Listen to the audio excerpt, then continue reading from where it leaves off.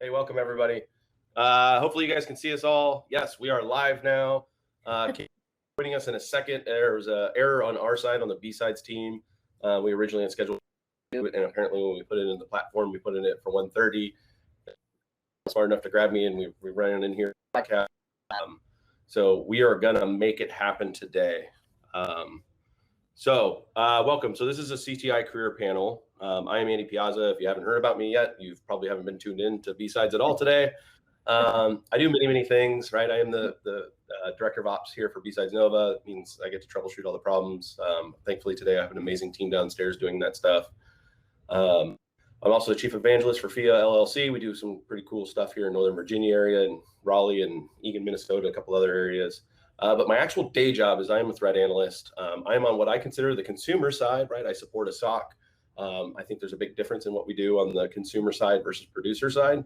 I kind of want to call that out early. But first we're gonna go around the horn, do some introductions. My buddy John here is next to me, so we'll go with him first. Go ahead, sir. Hey, I'm John Stoner. I'm not the John Stoner from Splunk. That's a different person who also is in cybersecurity, just to be clear. So I am currently back at Booz Allen Hamilton for the third time. So they keep hiring me. So that's awesome. I'm a cyber strategist with them. I'm not in a CTI role at the minute. I'm working on some like crazy cybersecurity for our virtual reality 5G application. So like, that's crazy. I still consider myself a CTI analyst. That's how I still identify. So we'll talk about all my time as a CTI or cyber counterintelligence analyst maybe as well. So I'm happy to be here. Miss Brandy. All right. Hey, guys. Brandy Harris. I am a CTI analyst. Been a CTI analyst for almost 4 years, but I've been an Intel analyst for almost 10. I work for Truist Financial, which is a down here in the South. We have BB&T and SunTrust, and they kind of merged into this big giant baby. Which, by the way, I don't ever advise working for someone in the middle of a merger. It's had its unique set of challenges. But yeah, happy to be here. I love CTI. I used to work with Andy prior to this at USPS. So.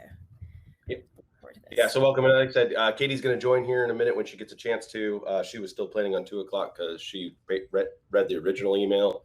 That was on our bad again on the B-Sides team. So if you don't know Katie Nichols at this point, you're probably not on the internet. So I'll let her do her own intro in the middle. But obviously she is a SANS instructor. She's also at Red Canary as their threat intel director, I think is the official title. But she helped get MITRE ATT&CK off the ground when she was. If you don't know about MITRE ATT&CK, you don't know about Katie.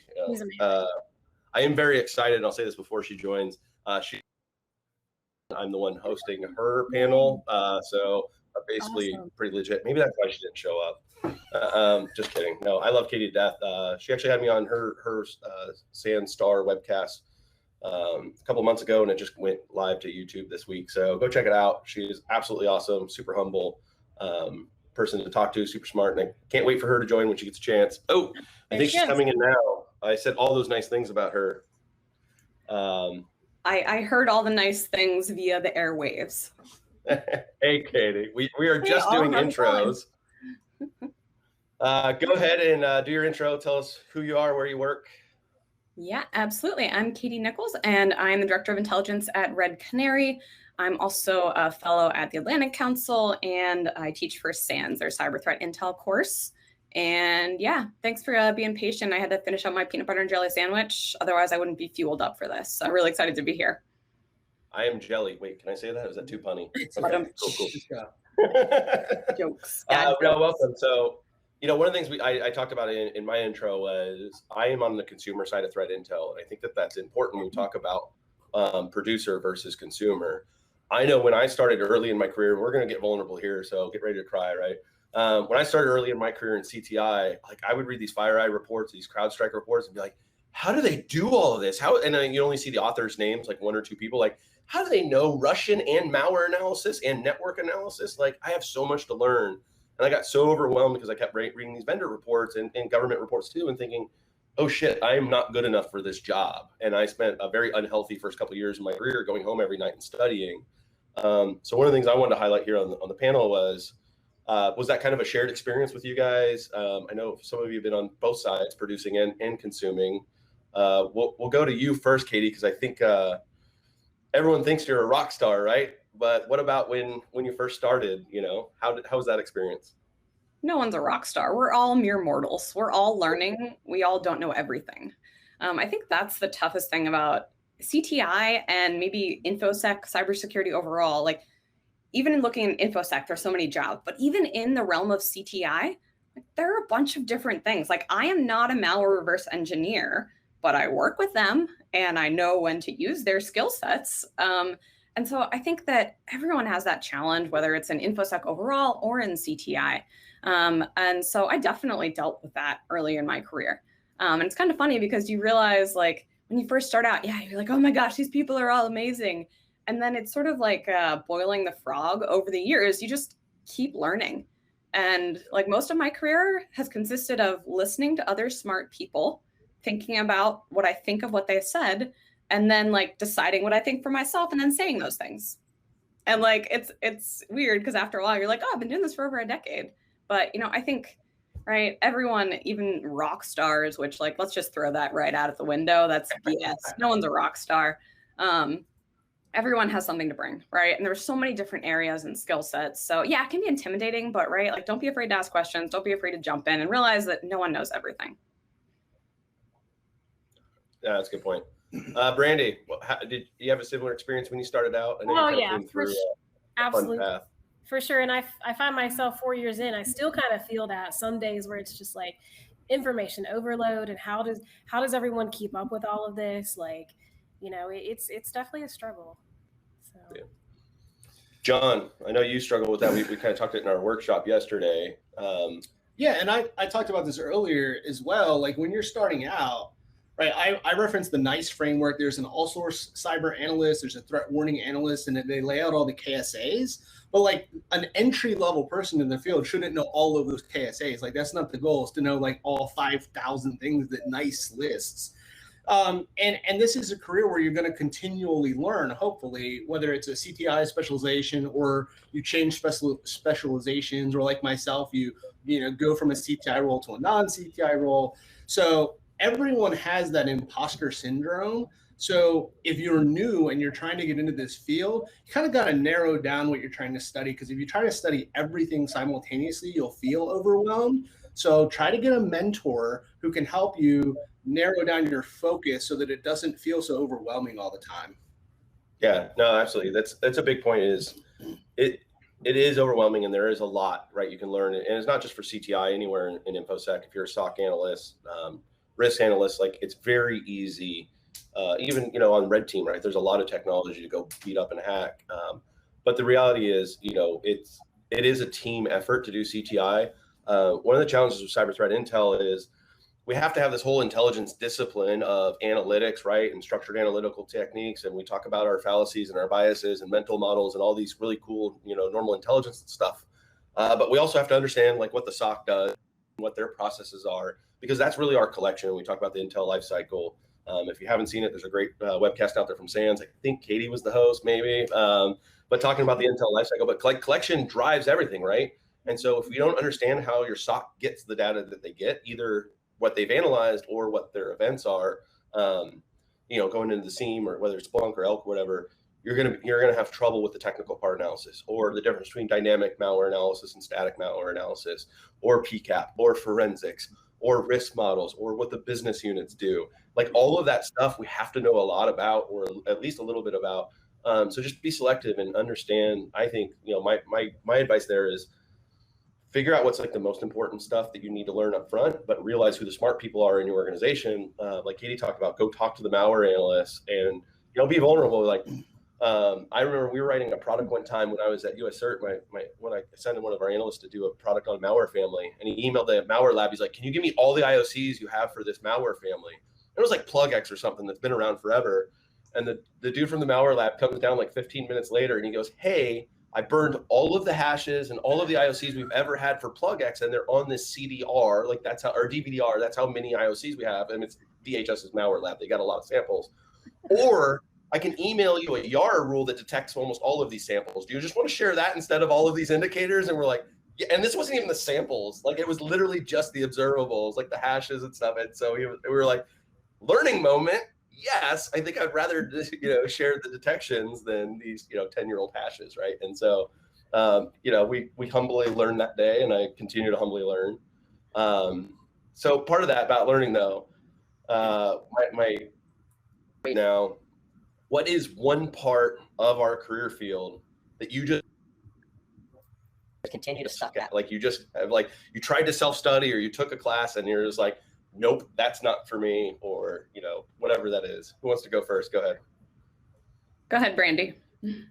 I still have a hard time understanding Kubernetes. I have read so many freaking things about it, and I try to it's still, sometimes I just look at it and I'm like, is this Pig Latin? Because I don't know what this is. So that's one thing that I still am trying to learn. Some of those technical things still, some things I get really, really quick and easy and I can remember. And then some things, like I said, I just, every time I'm like, Google, because I can't ever seem to really catch on. Definitely. John, what are you still struggling with it? So thank God for Google. When I was getting my associate's degree, which college is not, I don't agree. So I have a lot of certs, like scripting and programming. Like it's not my thing. Like I'm just not good at it. I try to lean into other strengths as a cyber analyst, right? And we could talk about this more in a minute, but like even within a CTI role, even on different teams, people will have things they're stronger or weaker at. So like, this might be the guy who knows all about GRU and, that's the North Korea guy. And this is the person who knows Linux. So like, I'm not the program scripter. Like you don't want me doing that. Definitely. Katie, any dragon you still haven't slayed? Oh, I mean, I'm never going to slay all the dragons. I'll add on to John's, like, I am not a coder. So to be vulnerable here for a second. So I came to Red Canary a year and a half ago and I hadn't used Git or GitHub day to day. And like my team does now. It's a very engineering-y kind of company. And like for several months, I was like, oh God, what have I gotten into? I was scared to ask questions. People have mentioned that, like being fearful of showing that you don't know something. I was super lucky because I have amazing teammates who were like, no, you're good. Like, here's how to set up your VS Code. And like, now I know how to do like 10 things in Git and that's enough. And then if I mess something up, I just get an adult. So coding is just not something I can read code sort of and be like, okay, if then cool. But like, that's just not me. The other one is reverse engineering. Like years ago, I was like, ooh, reverse engineering sounds awesome. Like I can pick about the malware and see what it does. And so I took SANS 610, got my GRM and realized like, oh my God, I don't want to do this. Like, I just really don't like it.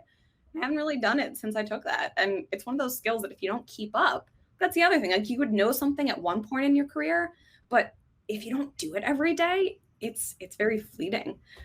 So reverse engineering, coding, I've just decided like, I'm just going to call in experts and know enough to talk to those experts. So John, sorry, I cut you off.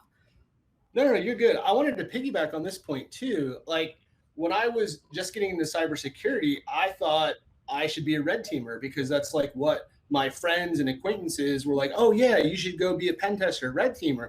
And that's a path I went down.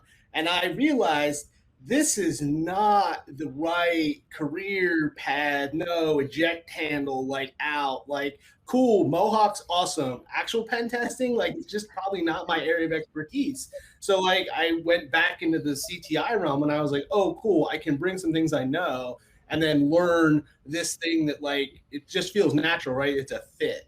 So I just wanted to throw that out there too. I'm going to say all of those for me. I did take Grem. Thank God Lenny Zelter is an amazing instructor. It's the only reason I passed. I had a lot of fun with the dynamic stuff, but he started talking through, jump if zero. And I was like, I don't know. Right. But it's fun if you talk to folks that actually do that, they'll get so excited and be like, look, and this is when they changed, last year they changed the way they wrote this and they get so lit up. Like, anybody that's really into their career, I love watching them get lit up about something. But yeah, I definitely thought malware analysis was going to be the next part of my like CTI niche skills. I'm glad that I know it more in depth now, but I am glad that there are people better than me. But the one thing I always was told, oh, you want to get an InfoSec, you got to learn how to code. And I suck at all languages. Like I barely do English well. I grew up in San Diego, so I could do a little Spanglish, order some tacos, possibly get in a fight. But that's about it. I tried learning code. I suck at that. I actually found if you want to learn code, get the kids' books. because the kids' books will explain concepts that the adult books don't explain. And the kids' books actually will, like No Starch, I think, has a couple of them. They'll explain terms that like adult books just jump right over, right? Is it like C-Spot, DLL? Right. Yeah. No, it's great, man. Hello world over and over again all day. But yeah. So no, I'm glad that we were able to talk about that, because career field really is, I'm still learning every day. There's obviously new techniques and stuff coming out, but new techniques like of how to do the work too, not just actor techniques. Like Joe Slowick just a couple months ago released that amazing pivot infrastructure analysis pivoting thing under domain tools. There's a whole, big PDF on how he does infrastructure analysis. So if you want to get nerded out into that, I always thought that was really cool stuff. And for him to kind of peel back the layer and show his methodology, when you think infrastructure analysis for APT stuff, that's probably the guy I think of the most. So like, I love the fact that I get to kind of learn new things now, but it took me 10 years to get comfortable with the fact that I had to admit that I came from combat arms in the Army, and I came from the world where if you didn't know something, you got screamed at. So I was always terrified to say, like, I don't know that stuff. And that was kind of my background and my biases that really screwed up the first couple of years of my InfoSec career, because it was just not okay to say I don't know and be vulnerable, right? You get punched in the head. So Andy, along those lines, we have a really good question from Carlos that came in. How do you deal with overcoming the feeling of imposter syndrome? I thought that was a really good question. And I'm curious if you all have thoughts. One thing that I've done that I've recommended to like everyone I've ever mentored is to keep a list of your accomplishments. Because anyone who's like struggles with this, like, oh my gosh, I know nothing, I'm terrible, like, as your brain's spinning, it's much tougher to argue with like a nice list of like, here are the talks I've given, here are the accomplishments I made on my team. If you don't give talks, that's not the only sign of, progress, right? Here are the things I've accomplished. Here's how I made my team or the community better.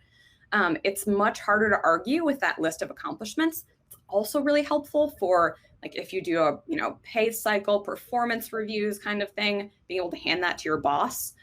So I think, listing your accomplishments, like, it's really helpful for those times when you're not sure of yourself. So I'm curious if anyone else has thoughts on overcoming those feelings of self-doubt that we all feel.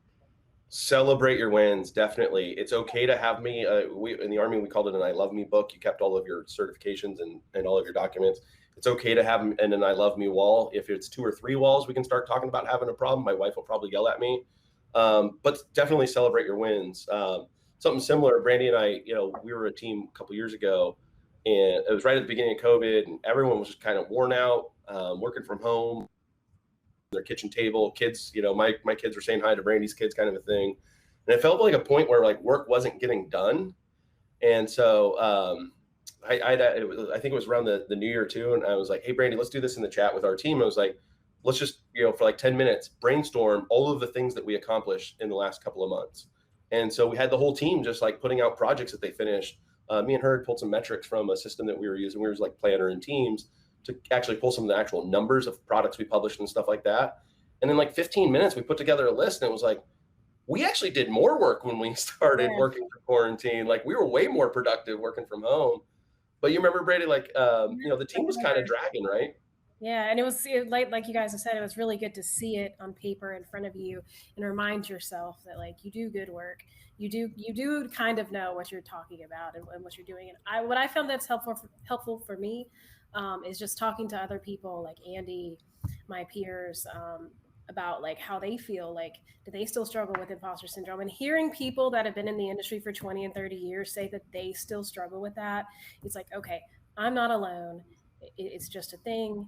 And it's all good. And just keep pushing through. So I'd like to hear those shared experiences, because if you meet someone who says that, maybe not everyone feels that way, but the people who, I've never met anyone who says that they don't have moments of doubt. So. Yeah, that's good. And we have some good questions in here. So I answer this. My something I learned from my sister, and it's sort of true, but it was interesting to think about her career. She was like, I've been told fake it till you make it. And that was like for when she was taking some executive roles for the first time, go in and do the best you can and learn and get a mentor. For me, it was when I first gave my first talk at BSidesNoVA 2017. And I was like, oh, like I can be one of the people that give talks. And that for me was sort of like the icebreaker. There's always going to be people who know something you don't know, right? They have a specialization, they've been in the field longer, right? So understand that none of the people you follow on Twitter know everything. Like there are some, I know we're not going to say rosters, unicorns, like that I have on my like speed dial list, right? Like if I have a problem, I know like, oh, this person sort of knows everything, but they really don't know everything. But that's the person I would call like for VMware questions, right? And I call this person for a forensics question. And I know this person knows about Russia, right? And the GRU and the FSB, and like, tell me one more time why they're different, right? Like, it's all KGB. Go ahead. KGB, Putin. But like, I remember when I was getting my first role in cyber as an instructor, how long it took me to figure out subnetting. Like it was explained to me so many times. And then I had to teach it. So like I had to learn it because I was teaching Net Plus. It's like I had to understand it. So like, yeah, maybe some of the people look up to some of us, but we all start out where we're learning stuff every day and we're never going to know everything. But there's a great question from Frank I think we might want to hit in particular. All I can see is my ring light at this point. If someone else wants to read that. So I think Frank asked us, do we mind defining what CTI actually at the day-to-day level? So yeah. Katie, do you want to? So you're on the producer side, Katie, and you want to talk about, peel back the layer a little bit, what it looks like on the production side. Yeah, absolutely. So starting with intelligence overall, intelligence is all about informing decisions. And this can be kind of confusing because people are like, well, what kind of decisions? It depends. It can be any kind of decision, whether that's, in terms of the SOC, how they respond to alerts, or leaders, how they, organize their business. So I pasted in to the Q&A, and I'll paste into the chat as well. I really like a definition from Sergio Caltagirone. Threat intelligence, it's actionable knowledge about adversaries and their activities to enable defenders and their orgs to reduce harm through better security decision-making. So a couple key things are about cyber threat intel. First off, that it's not just raw data, because otherwise, what do CTI analysts get paid for, right? It has to be analyzed. Ideally, it should help inform some decision, right? Whatever an organization is struggling with, trying to improve security, reduce harm, that kind of thing. So I'll drop that into chat as well. Brandy, do you want to take that same question from your perspective? I mean, I agree. It's informing actionable decisions. Get a lot of questions, in my day to day, from the top down, like, what can we do about this threat or this threat? How can we improve our posture? What can we do from a countermeasure standpoint? What's the threat landscape now? Like those kinds of questions that go to inform those big business decisions.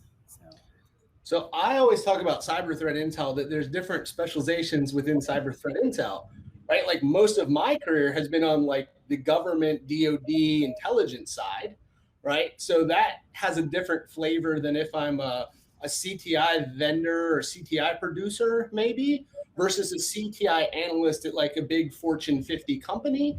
A lot of that day-to-day work may be similar, but Katie, you said like, the decisions I'm providing intelligence for may be different, right? Like hopefully none of the Fortune 50 people are trying to conduct cyber counterintelligence operation. Hopefully that's in the DoD, right? So, I mean, whatever, Microsoft. Everyone likes offense.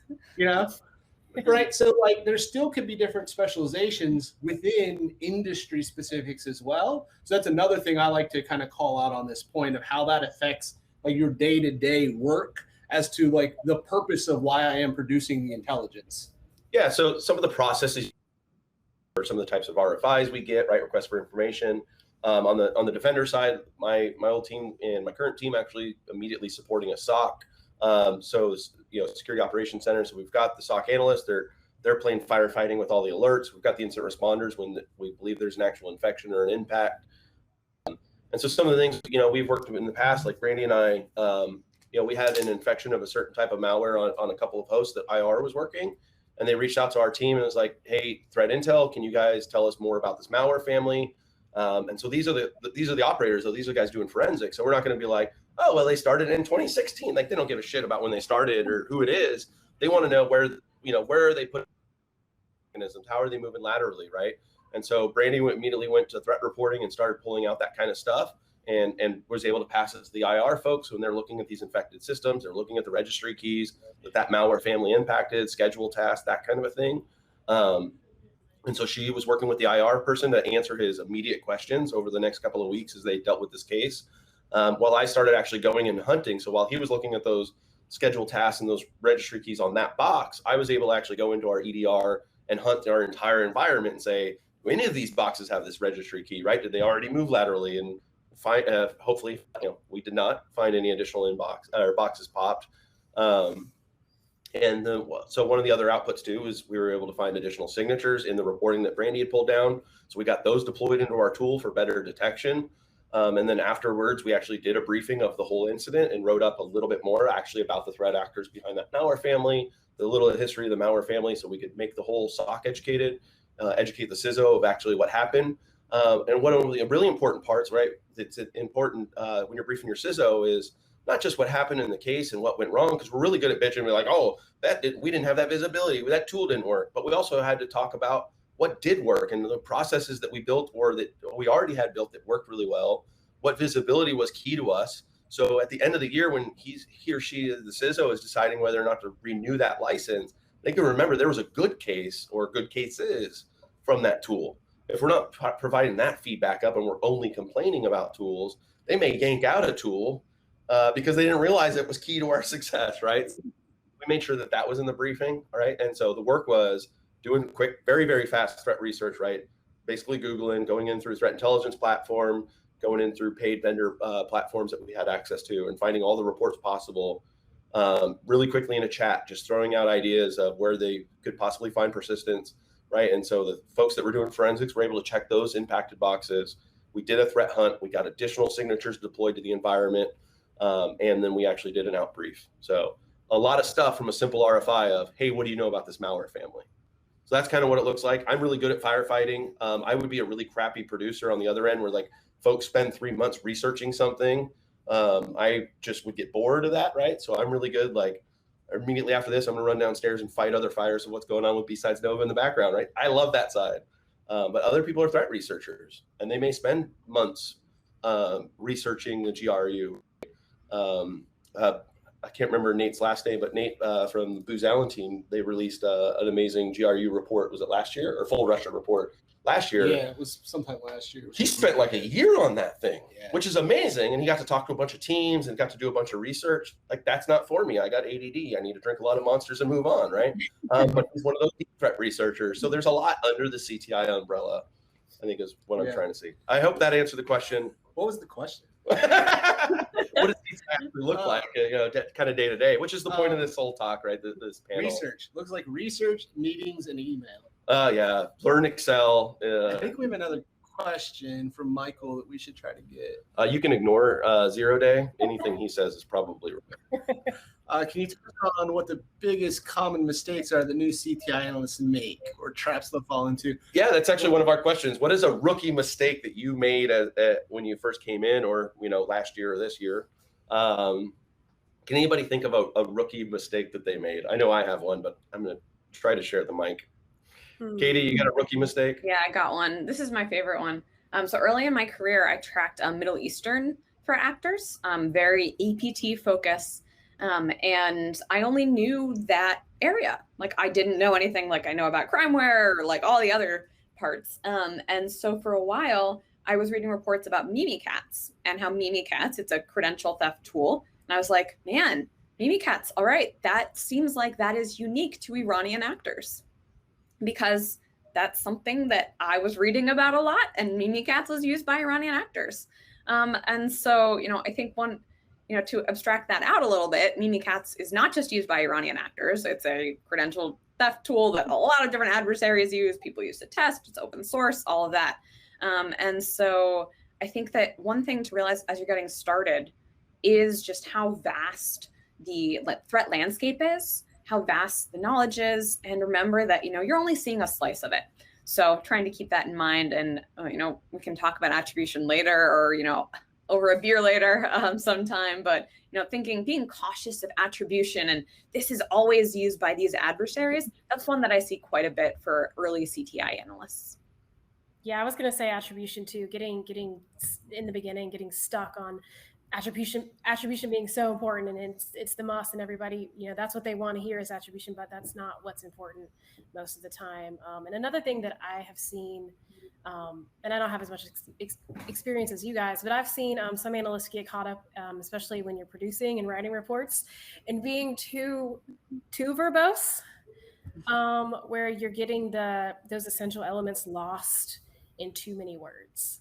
And you really need to, I had to help people realize, getting that important information out in a way that people can consume it quickly in a valuable manner, instead of just, it's cool that you're putting in all these details and all this work, and that's awesome, but sometimes it doesn't need to be, a 10-page report. A nice 1 or 2 page, to the point, what's important is what people really want. Brandy, I will +1 that all the way. Like, one of the toughest things to do as a CTI analyst is to focus on your consumers' needs, not what you want. Because you might be like, oh my gosh, this is the coolest thing ever. And they're like, no, just tell me what I need to do or what I need to know. So love that one, Brandy. Yeah, I could pivot on that, but go ahead. Speaking of pivoting, I'll just pick this one as an example. Like, you have to be careful about pivoting, right? So it's real easy to go into these tools and like all of a sudden everything ties back to Russia, right? Yeah, well, you were 27 IP addresses later across different infrastructure, right? It's all connected, man. I'm having SIGINT PTSD flashbacks for all my DoD, colleagues that are in the audience. Like, you have to really be aware of the 7 degrees of Kevin Bacon. Like, you also need to have, if you're in the trench really deep on like specific actors, whether it's criminal groups or state sponsored or whatever term won't get me kicked off Twitter today, you should try to develop the expertise and stay up to date with that specific threat actor. But that's going to depend on like your organization, what your client needs, what are your PIRs, priority intelligence requirements, or requirements from the customer. So I think a lot of early people in the field don't understand, like Katie sort of alluded to as well, what does your customer care about? Just because you find TrickBot fascinating, if it's not applicable to the business, then what is applicable to the business? And also have 3 priorities, because if you have more than 3 priorities, this is not CTI specific. 3 priorities. It doesn't matter what it is, career, kids, you get 3 priorities. Not 10, not 20. 10. Yeah. No, stop, government. Yeah, attribution absolutely matters, but it doesn't matter in like active defenses. You're dealing with an incident. There's other priorities, right? You can't put APT 28 as a YARA rule. It won't work very well. So my rookie mistake, I talked about it earlier in a vendor hacking talk I did with James Nixon from Analyst One. I was very excited. We spent about a couple of years without a tip at a government agency I was at, and we finally gotten one in, and it was the one that I wanted, and was very excited. And I was trying to show its worth. Like the government managers had spent a lot of time and money, and they really wanted to know that this thing worked. And so we shared out a product I'll say at US Cert. We shared out a product that was APT named, and this was the time where US Cert was first coming out and actually naming actors at the unclassified level. For a long time, they didn't do that. And so they had shared a report.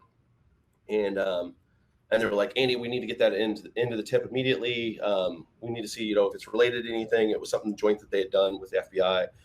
And I had uploaded it into the tip, and I got really excited because one of the cool things that platform does is it tells you if there's an actor overlap from those indicators to any reporting. I was like, holy crap, and like sent off the email to my managers. I was like, there's an overlap between this Iranian activity and this Russian, I think. I don't know, use those as an example, but 2 completely different countries. I was like, this thing is awesome. And then I pivoted into the indicators after I sent the email. And it was linking Cywatch at FBI as like contact info. Because when we'd uploaded the report, we hadn't like sanitized out the contact info at the top of the bottom of the reports. So the tip was doing its job, was linking these 2 things it thought was an indicator. It was just contact information. So 2 mistakes. I didn't verify my data. It's not the tip's fault. It's absolutely 100% my fault. And I didn't verify the data before I let management know. And so they were like, this is amazing. We got to tell the NSA that there's an overlap in these 2 countries' infrastructure and stuff. And it was just me being an idiot, not verifying my data, because I wanted to dunk on, you know, how good this platform was that we'd finally had, because we were using spreadsheets forever and access databases.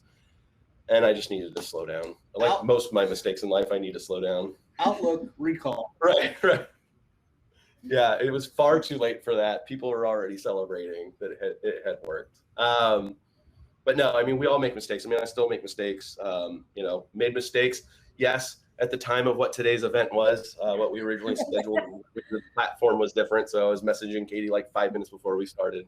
That is on us. Did we get the GS question answered? I can't see the replies. Was that a government? Oh, thing? no, that's, yeah, you know what that is. Yeah. Part of my nickname.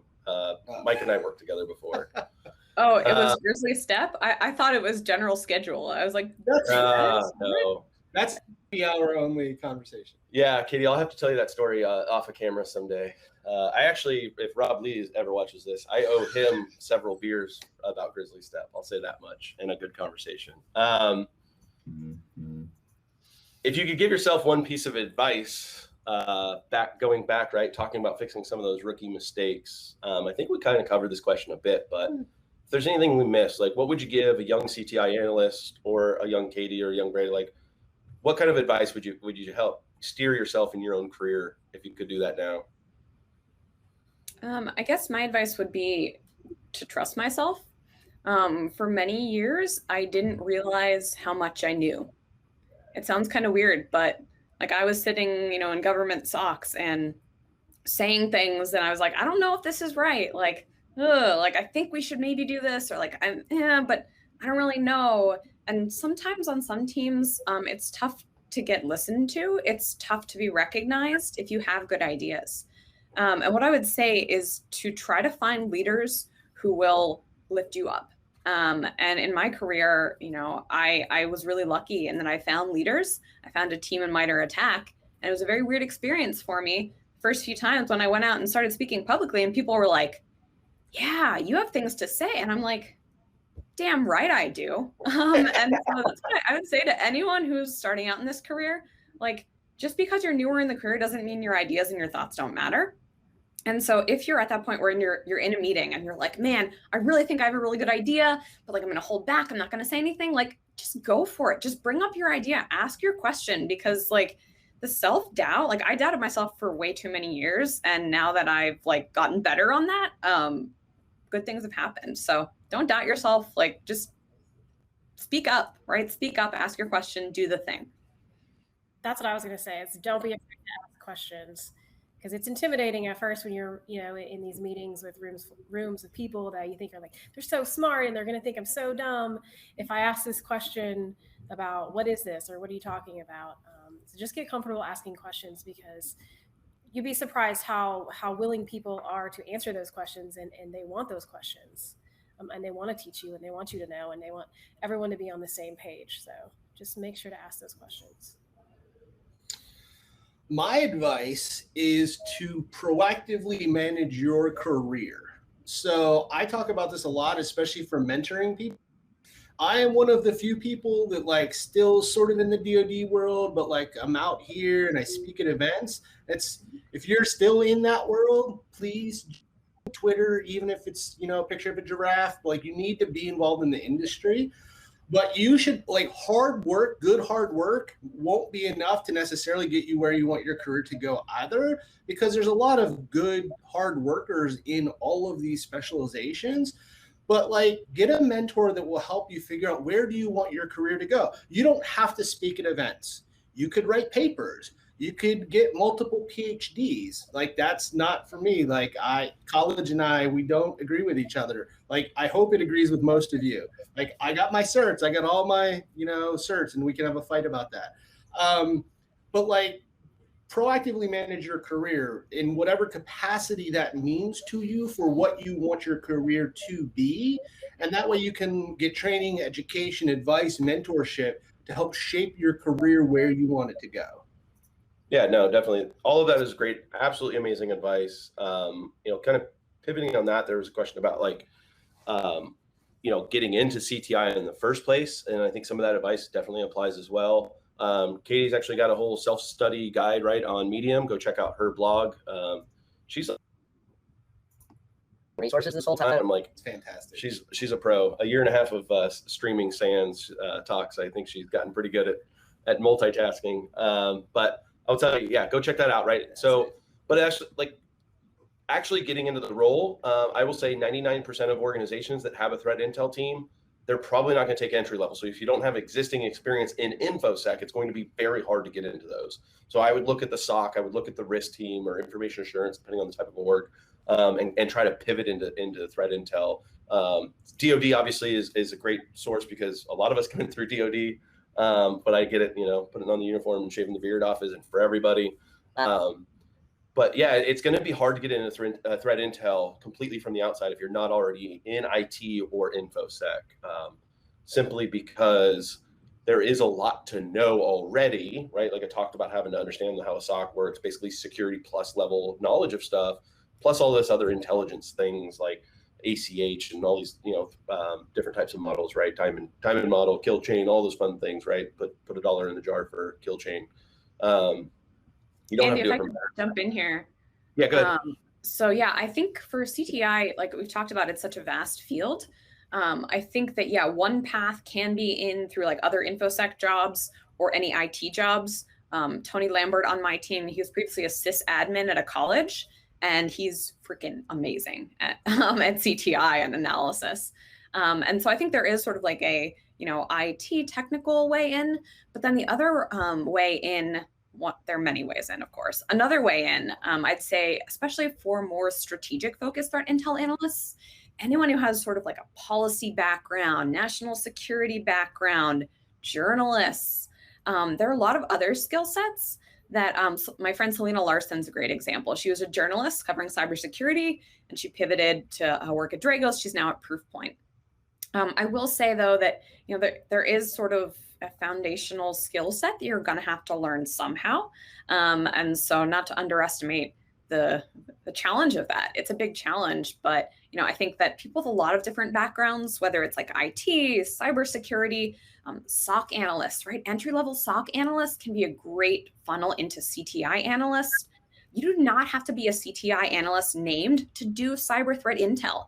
If you're maybe in a SOC and you're just like not loving it and you're, in a shift work, and cool, go find some alert that you're excited about. Go like research the heck out of that and show you can figure out what malware it is and explain to your team what it does. Like you can absolutely do threat intel without being a named threat intel analyst. So that'd be my recommendation for anyone who's trying to get into it. Brandy, any advice for making that transition? Yeah, I agree with what everyone else has said. There's a lot of different ways in. I've seen a lot of success, like Katie just said, with coming in from policy, something like that. I came from the DoD military side and then started contracting. So I think I had a little bit of an easier transition because that, being an intel analyst in the military held a lot of weight and really helped me get in. But I would also say networking. And the power of networking, especially if you're, looking to change careers from something that's non-technical into CTI, I've seen, making those connections, finding a company you really like that has a job that you want. Maybe it has a CTI job, but maybe you can't get in that one. Maybe you can take another job at that company, and like you said, kind of make that transition later, laterally over to what you want on CTI. So just stuff like that. My advice, and introduce yourself. If you're already in a company, introduce yourself to the CTI team. Go have some coffee with them in a post-COVID world, or have a Zoom call, and just network with them, right, and learn what the work looks like. Yeah, buy the monsters. The other one of the core functionalities, if I had to give you like 3 things you have to do as a CTI analyst, one of them is research, right? And research and write. So I see Tracy's here again. So library sciences, knowledge management. Right, you can come from an academic background as well. This leads me to a whole nother conversation about diversity of thought in cyber threat intel, because many former Army. Brandy hit on that, right? A lot of us came from the military. So as Iranian actors, I have biases I'm aware of, and I have biases I'm not aware of because of that background. Right. So if somebody else has studied Iran and speaks the languages of various areas we're interested in, they can bring a different perspective to the geopolitical focus. And maybe they're aware of things that the rest of us aren't as aware, because were more technical, right? And they have this other huge important asset they can bring to the team and the situation, depending on your organization and why you're producing the intelligence. So there is certainly more than one path, but again, you're going to have a certain level of IT and cybersecurity and other skills, and then you network. All right, one more question that I think will bring us to time. This thing may or may not automatically cut off. It may automatically cut off for some, but not others. But this is a curveball. It wasn't in our pre-list. What is one thing about the CT like to see changed? And I've got 10 things, but I'll pick one later. I can go first, but has anybody got one thing that's just about the CTI like community, the way we do things? Okay, so InfoSec overall, I'll cut you off. I mean, it's supposed to be about CTI, but if it impacts CTI and you can draw it back, go ahead. How about that? I'll give you a the gatekeeping. That's my big one. That's You know, people thinking, oh, like this is the bar must be this high to do CTI. You have to be an expert at writing YARA rules. You have to be an expert at analyzing malware. Like, no, that is not true. And I think a lot of gatekeeping happens, honestly, because people are insecure. If you're insecure with yourself and what you know, then you might feel like you need to tear down others, or like, oh, they're coming for me if, you know, I'm not good enough. If you're secure in yourself, you should be welcoming others in. So I think that, you know, you all, and there are many people here in this community, many people we know that are trying to tear down the walls and stop the gatekeeping, but I'd like to see that get better in cybersecurity, InfoSec, and CTI. Yeah, that's a really good one. That's a really good one. Talking about how you guys are talking about how you're not really coders or good at scripting and stuff like that. God, I hate seeing those CTI job postings that say you must have all of these technical requirements and you must be able to write things in Python and Bash and C# and you need to have, you know, engineering background to be able to come into CTI. That, like you said, along with it's the gatekeeping thing. And gosh, yeah, that's really. It's really disheartening for those of us that have been doing it for a while. Because it's like, I wouldn't want to apply for that job because it's like, I feel like I have a decent amount of experience, but I don't have that, you know, like, and I'm probably never going to, because I don't want to be an engineer, you know, so scratch that one. Yeah. Also, just apply for those jobs because no one's applying for those jobs. And it's another gatekeeping mechanism because no one has those, like nobody has those things. So there's that. So if there's a CTI job and it's entry level or it says junior and you want a junior or entry level CTI job, please those jobs. Make them tell you no. Right. And the one thing that I'll see I'll take this a little differently is it's better, but it's not good.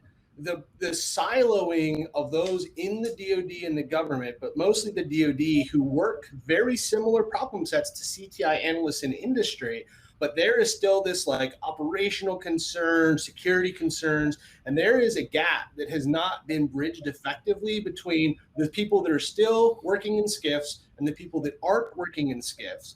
And too many of the people in SCIFs who have been in SCIFs their whole life don't know how much information is outside of their SCIF, and they are terrified, I think, to some extent, because in some parts, because right, you can do this job somewhere else, but maybe they can't do that job somewhere else, right? There's some like real vulnerabilities there, I think, so they stay in those communities because they can get a job with their clearance. This is a whole nother talk we can have. Their gatekeeping is keeping them in. Right, their gatekeeping is I'm here. Right, so it's a weird, different kind of gatekeeping, and we also don't have enough cross-agency movement in the DoD to proliferate knowledge because we don't have that agency doesn't take this clearance, and that agency doesn't take that polygraph, and et cetera, and et cetera, and that's its own huge problem in the government as well. So like that could be addressed sometime while I'm alive. Yeah, I mean, I think we saw that with, I hate calling it SolarWinds because it wasn't SolarWinds. I don't blame the vendor, right? But that whole campaign, and that, like a lot of people, even in the community, and not just the talking heads outside the community, but it's really amazing that Microsoft and FireEye had so much information before the government. And it's like, Microsoft and FireEye have billions more sensors than the federal government do, right? They have the visibility. One isn't looking at hosts here in the United States in the first place. Hopefully not, right? That would be illegal. But like, if you're still surprised that that those CTI vendors and those actual OS vendors have better visibility than the US government, I don't think you get how collection is done, right? And collection drives analysis and production and dissemination.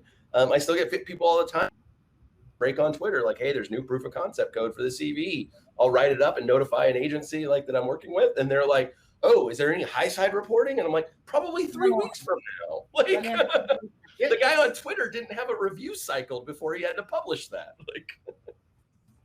Like, my one thing I would like to change, because I am an IOC nerd, is context down at the IOC level. I see a lot of organizations, they publish amazing blogs and they dump the indicators at the bottom with no correlation to what is above it. That is, I'm telling you right now, you're screwing over your socks, because we put those indicators into the tip, and those tips match traffic in the seam. All we get is a match that, you know, this vendor said that this domain is bad, and none of that context is with it. And now it's taking us 15, 20 minutes to go back, look at the report and read that context. We have the sharing structure in Stix and in Open CSV and a bunch of other bunch of formats have a description field. If you're producing intel, please use that, and please publish in multiple formats. There is a government agency that's not DHS that is still publishing threat intel with indicators published in a PDF, and that's it. Does it sound like FBI? No. Oh, okay. It sounds like FBI. Right. And it's 2021 and I'm copying and pasting indicators out of a PDF like it's Cyber 2009, right? Be better at producing and sharing for your end users, right? I was guilty of that when I was at USCert and I was publishing products for years. Then I went into a SOC and was like, oh my God, alert fatigue was my fault. Like, if you're a producer and you've never seen what your consumers do, go see how the sausage is actually on the other end, and you might actually have better processes on your end. Wait, we care about the customers? Yes, especially if they're paying for it, right? Parting thoughts. We're going to run out of time here in the next couple of minutes. If there's any more questions, any parting thoughts, start thinking about that.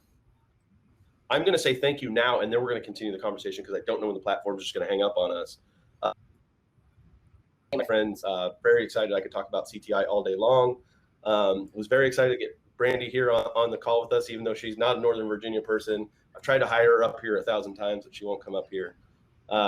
Katie, is always a pleasure. I love the way you're always, blowing up other people's stuff and sharing out their stuff. You always obviously giving back to the community, which is really important for us at BSidesNoVA, is to give back to the community. So wanted to highlight and thank all the work you were doing. John workshop yesterday and helped me kind of moderate. He was sharing links while I was talking, and he would correct me when I said stupid stuff. It's about correcting your stupid friends. No, is giving back and digging in, participating. So hopefully you guys that are watching there and gals that are watching have a little better understanding of what the CTI life is like. It is a lot of Excel. It is a lot of PowerPoint. It is a lot of reading. Oh, yeah. Most importantly, a big piece of advice. On Twitter, a new report came out. I think it was like Friday at like 4 p.m. She says, this report looks awesome. Can't wait to read it on Monday.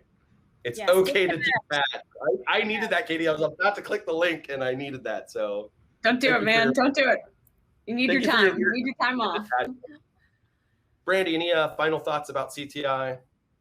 No, that's a good point. Disconnecting, right? Because of the overload and the burnout, right? Just make sure that you give yourself, go outside. Some days I realize like I have been at this desk for way too long and it's finally summer and I need to go outside and get the sunshine. Even though I'm a ginger and I make my own vitamin D, I still need to go outside and get that vitamin D and get the sunshine. So just make sure that you take a mental break as often as you can to help with that burnout, because it'll happen so fast. Even in your first month of your first CTI job ever, it's very easy to get burnout really quickly. So. And put shoes on. It is summertime, Brandy. I have shoes on. Don't worry. Shoes are optional. As we wrap up, I would just add, I love CTI. I think we all do. It's an awesome career. I think there are a lot of paths in. So if you want to do it, just keep working. There's so much to learn. There's always more to learn. So don't get overwhelmed, right? Little by little. And I would also add that CTI matters. Right now we're hearing about ransomware every 5 seconds in the news. Like the work that CTI analysts do really makes a huge difference. And that's part of the reason that I love it so much. So if you want to work in this field, we want to have you. Yeah, absolutely. John, parting thoughts? Nobody ever asked how I got into SIGINT, right? Everybody's like, how did you get into cybersecurity? Did you know, like back in the days of cordless phones, like if I had a walkie-talkie that I bought from Walmart, I could listen in on the near side conversation of my mom's cordless phone when she called her aunt to tell her what she had gotten us for our Christmas presents. Does your mom know this story? Oh yeah. Hi, Mom. At this point. So like you discover like anything technical you're doing in this field, like there's some tie-in, right? Like whether it's Lockpick Village, whether you think you might want to be a red teamer, whether you're interested in malware, there's so much to learn across cybersecurity. So whether you end up being like a super deep CTI expert, or like I talked about in my talk, you're like sort of a generalist and maybe you change focus a couple different times and have like a really broad understanding of lots of different things. There's a place for you in this world. We need you. So like apply for the job, network with us, contact me on LinkedIn directly. I will get back to you. Like we need you in this world. If you're here and you don't work in this world, we need you in cybersecurity. He's John Stoner at Splunk. That's what you No, not Splunk. That's the other guy. That's the other John Stoner. Seriously, thank you guys. I'm going to wrap up unless there's any other questions. I know I have plenty more to do today with B-Sides. I hope everybody enjoyed today. I thank everybody who's participant in this event. We are 100% all run by volunteers. The only thing we're paying our speakers is wonderful t-shirts that should be sent in a couple of weeks. Some additional swag. If you're here of ours, you're way overheated because the AC is not keeping up. So we're drinking lots of water and whiskey. Seriously, thank you so much. I'm going to click stop broadcast. I hope that kicks you out of the room. But thank you guys. Thanks. Bye. Yeah, take care, everyone.